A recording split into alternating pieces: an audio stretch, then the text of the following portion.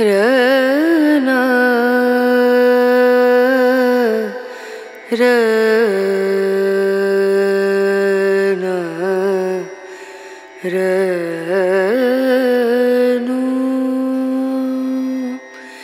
रे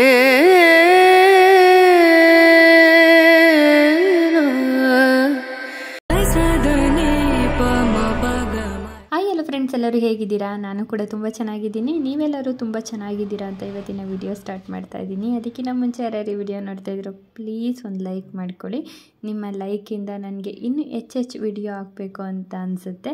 ಈಗ ಲೈಕ್ ಮಾಡ್ಕೊಂಡಿದ್ದೀರಾ ಅಂತ ಇವತ್ತಿನ ವಿಡಿಯೋ ಒಳಗಡೆ ಹೋಗೋಣ. ಇವತ್ತಿನ ದಿನ ಬಂದು ಶಿವರಾತ್ರಿ ಹಬ್ಬ ಆಗಿದೆ. ಶಿವರಾತ್ರಿ ಹಬ್ಬದ ಪ್ರಿಪ್ರೇಷನ್ ವ್ಲಾಗ್ ಹಿಂದಿನ ದಿನದ್ದೇ ನೋಡಿದ್ದೀರಾ. ಹಾಗೆಯೇ ಇವತ್ತು ಶಿವರಾತ್ರಿ ಹಬ್ಬ ಅಂದಮೇಲೆ ಬೆಳಿಗ್ಗೆನೇ ಬೇಗ ಎದ್ದೇಳಬೇಕು, ಇನ್ನು ಎಲ್ಲ ಕೆಲಸ ಮುಗಿಸ್ಕೊಳ್ಬೇಕು. ಬೆಳಗ್ಗೆ ಎದ್ದು ಮನೆಯೆಲ್ಲ ಒರೆಸಿದ್ರೇ ಒಂಥರ ಸಮಾಧಾನ. ಹಿಂದಿನ ದಿನ ಎಲ್ಲ ಕ್ಲೀನ್ ಮಾಡಿಕೊಂಡೆ ಮಲ್ಕೊಂಡಿದ್ದೆ. ಈಗ ಮನೆ ಒರೆಸ್ಬೇಕು, ಆನಂತರ ಬಾಗಿಲೆಲ್ಲ ತೊಳೆದಿದ್ದೀನಿ, ರಂಗೋಲಿ ಹಾಕ್ಕೊಳ್ಬೇಕು. ಪೂರ್ತಿಯಾಗಿ ಬಾಗಿಲು ನೈಟೇ ಕ್ಲೀನಾಗಿ ತೊಳ್ಕೊಂಡಿದ್ದೆ. ಬಟ್ ಇವಾಗ ಅಂದರೆ ಸುಮ್ಮನೆ ಸ್ವಲ್ಪ ನೀರೆಲ್ಲ ಹಾಕ್ಕೊಂಡು ಒಣಗಿರೋ ನೆಲದಲ್ಲಿ ರಂಗೋಲಿ ಹಾಕಿದ್ರೆ ಚೆನ್ನಾಗಿ ಕಾಣಲ್ಲ ಅಂದ್ಬಿಟ್ಟು ಈ ಥರ ಸ್ವಲ್ಪ ನೀರೆಲ್ಲ ಹಾಕ್ಕೊಂಡು ರಂಗೋಲಿ ಹಾಕ್ಕೊಳ್ತಾ ಇದ್ದೀನಿ. ತುಂಬ ಸಿಂಪಲ್ ಆದ ರಂಗೋಲಿ, ಅದು ತುಂಬ ಚೆನ್ನಾಗಿರುತ್ತೆ ಹಬ್ಬದ ಟೈಮಲ್ಲಿ. ನೋಡ್ಕೊಂಡು ಬನ್ನಿ.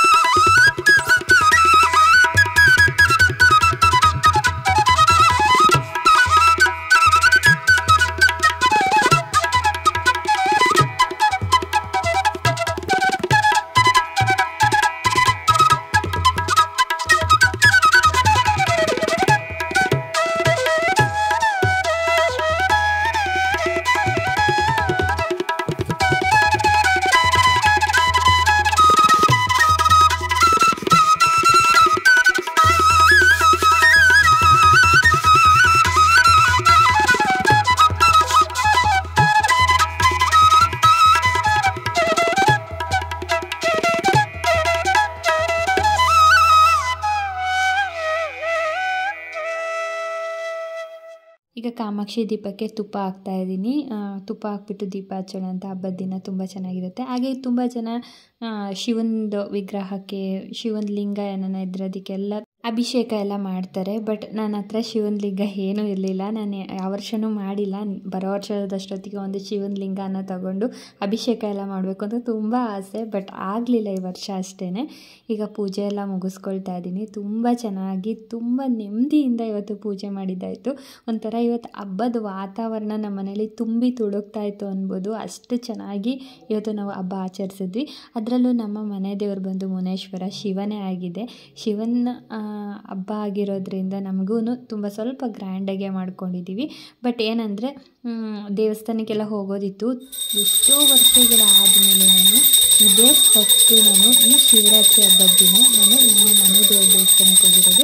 ಅಂದ್ಕೊಂಡೆ ಅಷ್ಟೇ, ಸುಮ್ಮನೆ ಕೇಳೋಣ ನನ್ನ ಹಸ್ಬೆಂಡ್ಗೆ ಅಂತ. ಆಯಿತು ಕರ್ಕೊಂಡು ಹೋಗ್ತೀನಿ ಅಂದರು. ಫುಲ್ ಖುಷಿ ಆಗೋಯಿತು. ಪಟ ಅಂತ ಯಾವ ಥರ ಕೆಲಸ ಮಾಡಿಕೊಂಡೆ ಅಂತಲೇ ಗೊತ್ತಿಲ್ಲ. ಅದರಲ್ಲೂ ಸಂಜೆ ಮೇಲೆ ಹೋಗೋಣ ಅಂತ ಅಂದ್ಕೊಂಡು ಒಂದು 4 ಗಂಟೆಗೆ ಬಿಟ್ಟಿದ್ದಾಯಿತು. ದೇವಸ್ಥಾನಕ್ಕೆ ಹೋಗಬೇಕು ಅಂತ ಮನೆ ಬಿಟ್ವಿ. ಈಗ ಎಲ್ಲ ಕೆಲಸ ಮುಗೀತು. ತಿಂಡಿ ತಿನ್ನಬೇಕು. ತಿಂಡಿಗೆ ಅಂದ್ಬಿಟ್ಟು ನಾನಿವತ್ತು ಪನ್ನೀರ್ ಬಿರಿಯಾನಿ ಥರ ಮಾಡೋಣ ಅಂತ ಪನ್ನೀರ್ ಬಿರಿಯಾನಿ ಮಾಡಿ ಸ್ವಲ್ಪ ಪಾಯಸ ಎಲ್ಲ ಮಾಡ್ಕೊಳ್ತಾ ಇದ್ದೀನಿ.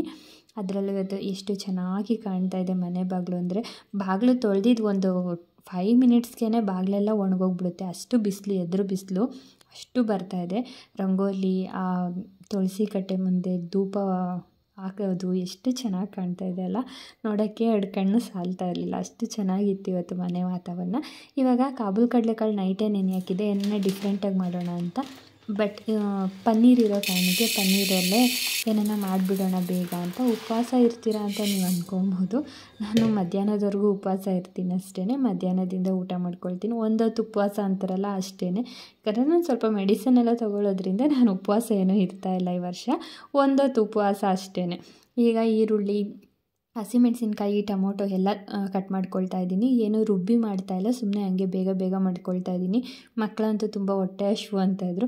ಅವ್ರಿಗೆ ಪ್ರತಿದಿನ 8 ಗಂಟೆ 8:15ಗೆಲ್ಲ ತಿಂಡಿ ಕೊಡ್ತಾಯಿದ್ದೆ. ಇವತ್ತು ಟೈಮ್ ಆಗೇ ಹೋಯಿತು, ಅವರು ಟೈಮಿಂಗ್ಸ್ ದಾಟಿಬಿಟ್ಟಿದೆ. ಈಗ ಬೇಗ ಮಾಡ್ಕೊಳ್ಳೋಣ ಅಂದ್ಬಿಟ್ಟು ಒಂದು ಕಡೆ ಸಬ್ಬಕ್ಕಿ ಕೂಡ ತೊಳೆದು ನೆನೆಸಿ ಒಂದು 5 ನಿಮಿಷ ನೆನೆಸಿ ಕುಕ್ಕರಲ್ಲಿ ಕೂಗಕ್ಕೆ ಇಟ್ಕೊಂಡಿದ್ದೀನಿ. ಈ ಕಡೆ ಬಿರಿಯಾನಿಗೆ ಎಣ್ಣೆ, ಬಿರಿಯಾನಿ ಮಸಾಲ ಅಂದರೆ ಚಕ್ಕೆ, ಲವಂಗ, ಪಲಾವ್ ಎಲೆ ಹಾಕ್ಕೊಂಡು ಈರುಳ್ಳಿ, ಹಸಿಮೆಣಸಿನ್ಕಾಯಿ, ಶುಂಠಿ ಬೆಳ್ಳುಳ್ಳಿ ಪೇಸ್ಟು, ಟೊಮೆಟೊ ಇಷ್ಟು ಹಾಕ್ಕೊಂಡು ಚೆನ್ನಾಗಿ ಫ್ರೈ ಮಾಡಿದ ನಂತರ ಖಾರದ ಪುಡಿ, ಧನಿಯಾ ಪುಡಿ, ಗರಂ ಮಸಾಲ, ಮೊಸರು ಹಾಕ್ಕೊಂಡು ಚೆನ್ನಾಗಿ ಫ್ರೈ ಮಾಡ್ಕೊಳ್ಬೇಕಾಗುತ್ತೆ. ಈ ಕಡೆ ನಾನು ಒಂದು ಚಿಕ್ಕದಾಗಿ ಇರೋ ಪನ್ನೀರನ್ನ ತೊಗೊಂಡಿದ್ದೀನಿ. ತುಂಬ ದೊಡ್ಡದೇನು ತೊಗೊಂಡಿಲ್ಲ, 1 ಟೈಮ್ಗೆ ಅಷ್ಟೇ ಅಂದ್ಬಿಟ್ಟು. ಈಗ ಇದನ್ನು ಹಾಕ್ಕೊಂಡು ಚೆನ್ನಾಗಿ ಫ್ರೈ ಮಾಡ್ಕೊಳ್ತಾ ಇದ್ದೀನಿ. 1 ನಿಮಿಷಗಳ ಕಾಲ ಈ ಪನ್ನೀರನ್ನ ಚೆನ್ನಾಗಿ ಗೊಜ್ಜಲ್ಲಿ ಫ್ರೈ ಮಾಡಿಕೊಂಡು ನಾನು 1 ಲೋಟ ಅಕ್ಕಿ ತೊಗೊಂಡಿದ್ದೆ ಅಷ್ಟೇ. ಬಾಕ್ಸ್ ಏನು ಇದ್ದರೆ ಮಾತ್ರ 2 ಲೋಟ ತೊಗೊಳ್ತೀನಿ. ಇವತ್ತು 1 ಲೋಟ ಅಕ್ಕಿ ತೊಗೊಂಡಿದ್ದೀನಿ, ಹಂಗೆ ತಿನ್ನೋದಕ್ಕೆ ಅಷ್ಟೇ ಅಂದ್ಬಿಟ್ಟು.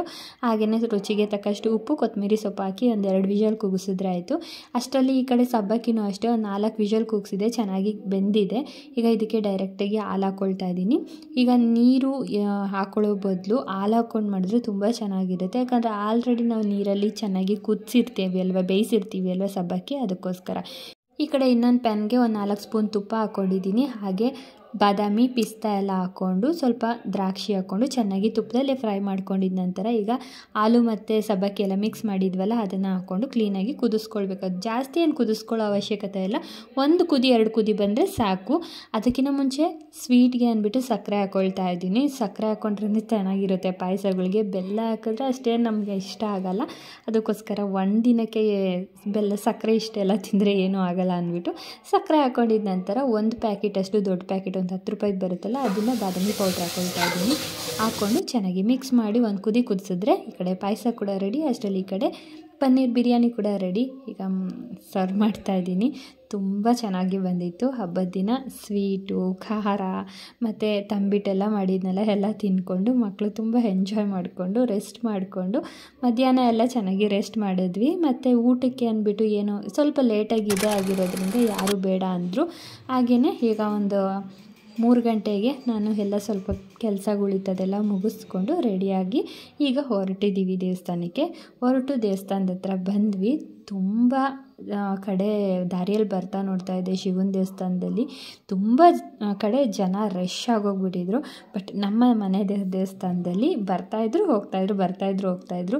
ತುಂಬ ಚೆನ್ನಾಗಿ ನೆಮ್ಮದಿಯಿಂದ ಪೂಜೆ ಮಾಡಿಸಿದ್ದಾಯಿತು. ಇವತ್ತೇನು ಅಂತ ಗೊತ್ತಿಲ್ಲ, ಎಲ್ಲ ಒಂಥರ ಪಾಸಿಟಿವ್ ಇದ್ದಂಗೆ ಮೈಂಡಲ್ಲಿ ಏನೋ ಒಂಥರ ಖುಷಿ ವಿಚಾರ, ಏನೋ ಒಂಥರ ಸಮಾಧಾನ ವಿಚಾರ ಅನ್ನೋ ಥರ ಆಗ್ತಾಯಿತ್ತು ಆ ಪೂಜೆ ಎಲ್ಲ ನೋಡೋದಕ್ಕೆ. ಮನೆಯಲ್ಲೂ ಅಷ್ಟೇ ನೆಮ್ಮದಿಯಿಂದ ಪೂಜೆ ಮಾಡಿದ್ದಾಯಿತು.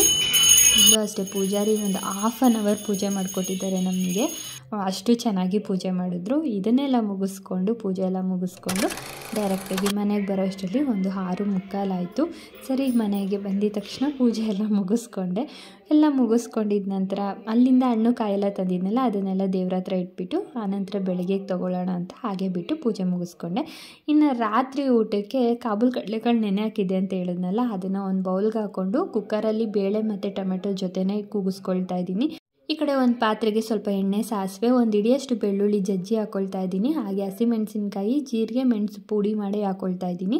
ಇಷ್ಟು ಹಾಕ್ಕೊಂಡು ಚೆನ್ನಾಗಿ ಫ್ರೈ ಆದ ನಂತರ ಈ ಕಡೆ ಬೇಳೆ ಎಲ್ಲ ಬೆಂದಿದೆಯಲ್ಲ ಅದನ್ನು ಸ್ಮ್ಯಾಶ್ ಮಾಡಿಬಿಟ್ಟು ಬೇಳೆ ಟೊಮೆಟೊನ ಅದನ್ನು ಹಾಕ್ಕೊಳ್ತಾ ಇದ್ದೀನಿ. ಹಾಗೆ ಸ್ವಲ್ಪ ಕರ್ಬೇವಿನ ಸೊಪ್ಪು ಹಾಕ್ಕೊಂಡು ಹುಣಸೆ ರಸ ಹಾಕ್ಕೊಂಡ್ರೆ ಈ ಕಡೆ ರುಚಿಯಾದ ಬೇಳೆ ರಸಮ್ ರೆಡಿ ಆಯಿತು. ಹೆವಿ ಊಟ ಬೇಡ ಅಂತ ಎಲ್ಲರೂ ಅಂತಾಯಿದ್ರು, ಅದಕ್ಕೋಸ್ಕರ ಸ್ವಲ್ಪ ಅರಶಿನ ಪುಡಿ ಮತ್ತು ಕೊತ್ತಂಬರಿ ಸೊಪ್ಪು ರುಚಿಗೆ ತಕ್ಕಷ್ಟು ಉಪ್ಪು ಹಾಕಿದ್ರೆ ಆಯಿತು. ಈ ಕಡೆ ಕಾಬೂಲ್ ಕಡಲೆಕಾಳು ಪಲ್ಯನೂ ಅಷ್ಟೇ ಎಣ್ಣೆ, ಸಾಸಿವೆ, ಈರುಳ್ಳಿ, ಹಸಿಮೆಣಸಿನ್ಕಾಯಿ ಇಷ್ಟು ಹಾಕ್ಕೊಂಡು ಚೆನ್ನಾಗಿ ಫ್ರೈ ಮಾಡಿಕೊಂಡು ಸ್ವಲ್ಪ ಕರಿಬೇವು ಹಾಕ್ಕೊಂಡು ಈ ಕಡೆ ಕಾಳು ಕೂಡ ಬೇಯಿಸ್ಕೊಂಡಿದ್ನಲ್ಲ ಕಾಬೂಲ್ ಕಡಲೆಕಾಳು ಅದನ್ನು ಮಿಕ್ಸ್ ಮಾಡ್ಕೊಂಡ್ರಾಯ್ತು. ಅದಕ್ಕೂ ಮುಂಚೆ ಬೇಯಿಸ್ಕೊಳ್ಳೋಗೇನೆ ನಾನು ಉಪ್ಪು ಕೂಡ ಹಾಕ್ಕೊಂಡಿದ್ದೆ. ಲಾಸ್ಟಲ್ಲಿ ಕೊತ್ತಂಬರಿ ಸೊಪ್ಪು ಹಾಕ್ಕೊಂಡ್ರೆ ನೈಟ್ ಊಟ ಕೂಡ ತುಂಬ ಈಸಿಯಾಗಿ ತುಂಬ ಚೆನ್ನಾಗಿ ಆಯಿತು. ಓಕೆ ಫ್ರೆಂಡ್ಸ್, ಈ ವಿಡಿಯೋ ನಾನು ಇಲ್ಲಿಗೆ ಎಂಡ್ ಮಾಡ್ತೀನಿ. ಈಗ ನಿಮಗೆ ಹೇಗೆ ಅನ್ನಿಸ್ತು ನಮ್ಮನೆ ಶಿವರಾತ್ರಿ ಹಬ್ಬ ಅಂದ್ಬಿಟ್ಟು ಕಮೆಂಟ್ ಮಾಡಿ. ಹಾಗೆ ನೀವೆಲ್ಲ ಯಾವ ಥರ ಆಚರಿಸಿದ್ರಿ ಅಂದ್ಬಿಟ್ಟು ಕಮೆಂಟ್ ಮಾಡಿ. ಸ್ವಲ್ಪ ಲೇಟಾಗಿ ವಿಡಿಯೋ ಹಾಕಿರೋದಕ್ಕೆ ಸಾರಿ ಅಂತ ಹೇಳ್ತಾ ಮತ್ತೆ ಇನ್ನೊಂದು ಹೊಸ ವ್ಲಾಗಲ್ಲಿ ಸಿಗ್ತೀನಿ. ಅಲ್ಲಿವರೆಗೂ ಟೇಕ್ ಕೇರ್, ಬಾಯ್ ಬಾಯ್.